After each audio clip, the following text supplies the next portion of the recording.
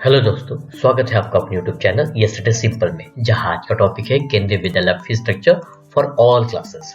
दोस्तों, आज की इस वीडियो में हम केंद्रीय विद्यालय का फीस स्ट्रक्चर कैसे होता है, साथ ही इसके बारे में जो मिथ है कि केवी का फीस कम होता है, ज्यादा होता है, किस किस तरह की फीस ली जाती है, इन सारे टॉपिक के ऊपर दोस्तों आज हम चर्चा करने वाले हैं। सो आइए फटाफट वीडियो को स्टार्ट करते हैं दोस्तों।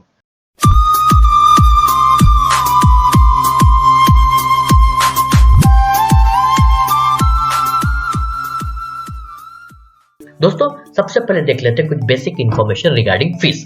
सबसे फर्स्ट पॉइंट को हम डिस्कस करते हैं।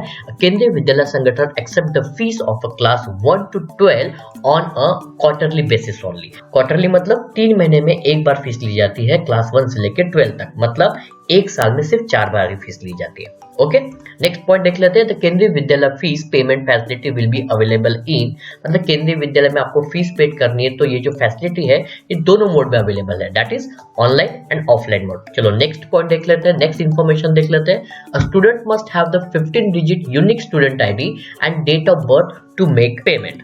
मतलब आपको केवी में फीस पेड करनी है जो कि क्वार्टरली होती है, उसके लिए सिर्फ 2 चीजों की जरूरत होती है। एक 15 डिजिट का यूनिक स्टूडेंट आईडी। अब ये यूनिक स्टूडेंट आईडी जैसे ही आपका बच्चा केंद्रीय विद्यालय में एडमिशन लेता है, उसे एक 15 डिजिट का यूनिक स्टूडेंट आईडी मिल जाता है। उसका यूज और बच्चे की डेट ऑफ बर्थ का यूज करके, जो कि आपको पता ही होती है, आप ऑनलाइन ऑफलाइन मोड से फीस पेड कर सकते हैं। और ये जो फीस पेड होती है ये यूनियन बैंक ऑफ इंडिया का एक यूपीआई का पोर्टल होता है, जिसके ऊपर जाकर आप आराम से फीस पेड कर सकते हैं। ये ऑनलाइन भी होता है या किसी भी यूनियन बैंक की शाखा में पर्सनली जाकर आप ऑफलाइन भी पे कर सकते हैं। राइट, चलिए नेक्स्ट पॉइंट डिस्कस करते हैं। Student have to submit the Kendriya Vidyalaya fees in the first 15 day of every quarter. Okay, जो क्वार्टरली फीस होती है, मतलब 3 महीने में एक बार जो फीस देनी होती है, तो जिस किसी मंथ में हमें फीस देनी होती है, उस मंथ के स्टार्टिंग के 15 डेज में ही आपको एक टाइम पीरियड विंडो ओपन मिलती है, आप अपनी बच्चे की फीस ऑनलाइन या ऑफलाइन पेड कर सके।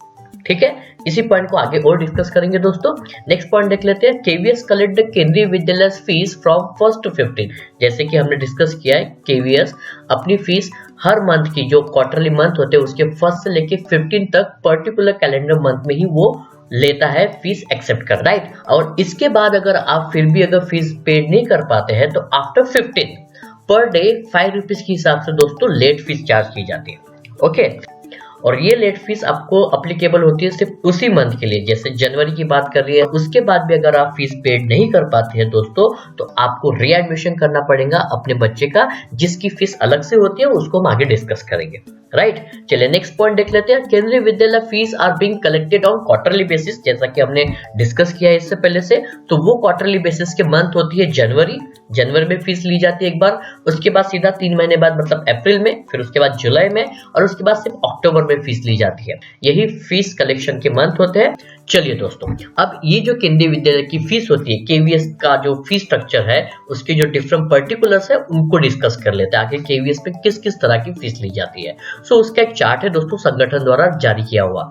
सो उसमें सबसे पहला जो फीस है उसको हम डिस्कस करते हैं। ओके, फर्स्ट जो फीस है उसका नाम है केवीएस एडमिशन फी। मतलब जब कभी भी आपका बच्चा केवीएस में किसी भी क्लास में एडमिशन लेता है, चाहे वो क्लास 1 में हो या किसी भी क्लास में हो, तो आप उस क्लास में एडमिशन लेने के लिए आपको सिर्फ 25 रुपीज सिर्फ 1 टाइम पे करने होता है। जिस वक्त आप एडमिशन ले रहे हो, तो जिस साल एडमिशन ले रहे हो, तो बस उसी वक्त। ओके, उसके बाद नंबर 2 की फीस है केवीएस री एडमिशन फी। अब देखिए दोस्तों, जब मैंने आपको पॉइंट डिस्कस किया था कि किसी भी क्वार्टरली मंथ के फर्स्ट 15 दिनों में आपको फीस पेड करनी है, अगर उसके बाद आप फीस पेड नहीं कर पाते तो पर डे 5 रुपीज आपको चार्ज लगता है। बट वो भी दिन निकल गया और आपने फीस पेड नहीं किया तो आपको री एडमिशन करनी होती है। तो री एडमिशन का जो चार्जेस होता है वो चार्जेस होता है 100 रुपीज। राइट दोस्तों, सो नंबर 1 नंबर 2 क्लियर है। नंबर 3 देख लेते हैं, केवीएस ट्यूशन फी। अब ये जो 3rd नंबर की फीस है दोस्तों, ये ट्यूशन फी होती है और ये सिर्फ हायर क्लासेस में लिखी जाती है। देखिए इसके 3 अलग अलग पॉइंट्स हैं। फर्स्ट पॉइंट है क्लास 9th और 12th के जो बॉयज हैं उन्हें पर मंथ 200 रुपीज देने होते हैं। ठीक उसी तरह से क्लास 11th और 12th के कॉमर्स और ह्यूमैनिटीज के अगर बॉयज होंगे, सिर्फ बॉयज की बात हो रही है दोस्तों, तो उन्हें पर मंथ 300 रुपीज। ठीक उसी तरह से क्लास 11th और 12th के साइंस के अगर बॉयज होंगे तो उन्हें 400 रुपीज पर मंथ फीस देनी होती है दोस्तों। बस सिर्फ इन बड़ी क्लासेस में ही ट्यूशन फीस चार्ज की जाती है केवीएस में। उसके बाद 4th नंबर की जो फीस है वो है केवीएस कंप्यूटर फी। जी हाँ दोस्तों, केवीएस में class 3 onwards computer compulsory subject कर दिया गया है। तो क्लास 3 से आपको पर मंथ 100 रुपीज चार्ज देना होता है कंप्यूटर फीस का। और अगर आगे जाके मतलब क्लास 11th और 12th में आप कंप्यूटर साइंस ले रहे हो okay as a elective subject, तो आपको 150 रुपीज एक्स्ट्रा पेड करने होते हैं। Okay right. उसके बाद लास्ट फीस देखते हैं, जो कॉलम है पर्टिकुलर है केवीएस की फीस स्ट्रक्चर का, वो है विद्यालय विकास निधि, इसे वीवीएन भी कहते हैं। ये फ्रॉम क्लास 1 से लेके क्लास 12 तक कंटिन्यू ली जाती है और ये पर मंथ होती है 500 रुपीज दोस्तों। Okay right. सो ये था केवीएस का fees structure with its all particulars and heads. चलिए इसे और एक बार डिस्कस कर लेते हैं, देख लेते हैं। अगर आपका बच्चा क्लास 1 और 2 में है तो टेंटेटिव उसकी मंथली फीस क्या आएगी केवीएस में, उसी चार्ट के हिसाब से देखते हैं। सो मेरे ख्याल से क्लास 1 और 2 में अगर आपका बच्चा है तो उसे सिर्फ विद्यालय विकास निधि ही देना पड़ेगा मंथली 500 रुपीज। सो आपको 500 रुपीज पर मंथ मतलब क्वार्टरली 1500 रुपीज ही उसकी फीस लगनी है क्लास 1 और 2 में। ओके ठीक यही चीज हम नेक्स्ट ऊपर की क्लास में देख लेते हैं। अगर क्लास 3 से लेके 5 तक की बात हो रही है तो उस चार्ट के हिसाब से हम देखते हैं, तो वीवीएन तो हमें लगना ही है 500 रुपीज, साथ ही साथ कंप्यूटर भी क्लास 3 ऑनवर्ड्स ऐड हो जाता है और हमें पर मंथ 100 रुपीज चार्ज करता है। It means that class 3 onwards हमें 500 रुपीज वीवीएन के और 100 रुपीज कंप्यूटर के, ऐसे टोटल 600 रुपीज पर मंथ की फीस पेड करनी होती है, जो क्वार्टरली होती है 1800 रुपीज दोस्तों। क्लियर है। चलिए दोस्तों आगे बढ़ते हैं KVS fees structure and its exemption. जी हाँ दोस्तों, जो हमने केंद्रीय विद्या संगठन का फीस स्ट्रक्चर देखा है उसमें भी कई तरह का एग्जेम्पशन होता है। चलिए उसे चार्ट वाइज एक्सप्लेन कर लेते हैं। फर्स्ट कैटेगरी देखते हैं गर्ल स्टूडेंट की। सारी की सारी गर्ल स्टूडेंट जो क्लास 1 से लेकर 12 तक पढ़ती है उन्हें ट्यूशन फी में एग्जेम्प्टेड कर दिया गया है, मतलब उनसे कोई ट्यूशन फीस नहीं ली जाती है। हाँ कंप्यूटर फंड और वीवीएन में उन्हें कोई एग्जेम्पशन नहीं है। ठीक उसी तरह से एससी और एसटी कैटेगरी की जो स्टूडेंट है उन्हें भी ट्यूशन फीस से एग्जेम्प्टेड कर दिया गया है, बट कंप्यूटर फंड और वीवीएन फंड में कोई एग्जेम्पशन नहीं है।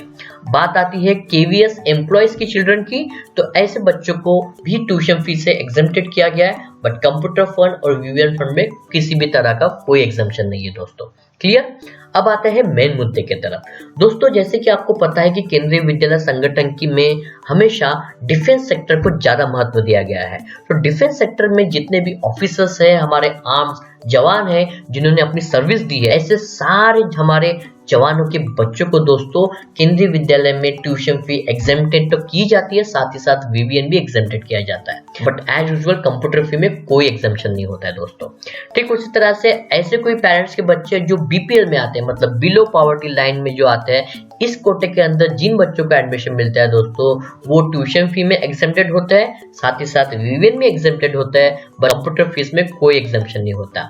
ठीक उसी तरह से जो पीएच कैटेगरी के बच्चे होते हैं, जो फिजिकल हैंडीकैप कोटे से एडमिशन लेते हैं केंद्रीय विद्यालय में, ऐसे बच्चों की भी ट्यूशन फीस दोस्तों एग्जेम्प्टेड होती है, साथ ही साथ वीवीएन भी एग्जेम्प्टेड होता है। एज यूजुअल कंप्यूटर फी में कोई एग्जेम्पशन नहीं होता है। लास्ट आता है सिंगल गर्ल चाइल्ड। जी हाँ दोस्तों, अगर मान लीजिए कि आपको एक सिंगल ही कन्या रत्न है और उस कन्या रत्न का एडमिशन सिंगल गर्ल चाइल्ड कोटे के थ्रू आपकी बच्ची का केंद्रीय विद्यालय में एडमिशन हुआ है, तो उसे तीनों तरह की फीस में एग्जम्पशन होता है दोस्तों।